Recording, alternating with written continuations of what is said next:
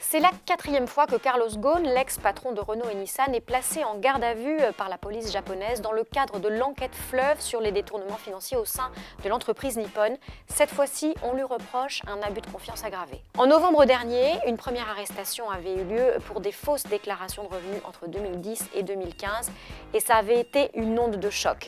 En décembre 2018, seconde arrestation pour des faits similaires mais entre 2015 et 2018.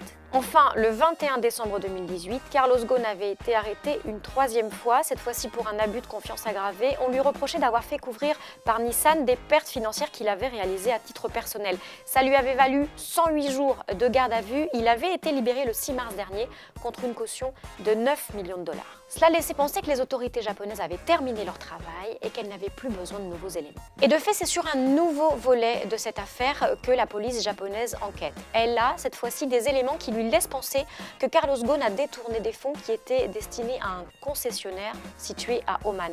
Et de fait, la direction de Renault, qui a mené un audit interne après le départ de Carlos Ghosn, a fait état de mouvements de fonds suspects vers le sultanat. Le déballage n'est donc pas terminé dans les coulisses de Renault et c'est un mauvais coup pour Carlos Ghosn qui avait commencé à organiser sa défense publique depuis sa sortie de prison le 6 mars dernier. Carlos Ghosn venait d'annoncer qu'il tiendrait une conférence de presse le 11 avril prochain pour se défendre.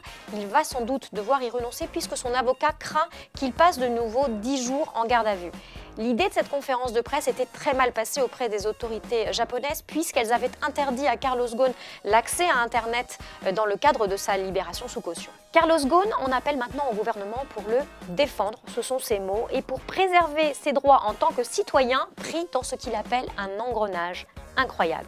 Mais pour l'heure, en France, personne ne se bouscule pour se ranger à ses côtés. Ce jeudi matin, au jour même de cette nouvelle arrestation de Carlos Ghosn, le ministre de l'économie Bruno Le Maire, qui était invité sur BFM, s'est borné à rappeler la présomption d'innocence. Carlos Ghosn est un justiciable comme les autres. Bon. Il Ni bénéficie plus, ni de moins. la présomption d'innocence, ni plus ni moins. Il y a de nouveaux éléments qui sont apparus qui étaient suffisamment importants pour mériter d'être transmis à la justice. Le feuilleton Ghosn au Japon dure depuis maintenant 5 mois et il risque donc de se poursuivre avec en toile de fond une incompréhension en France de la façon dont travaille la justice japonaise.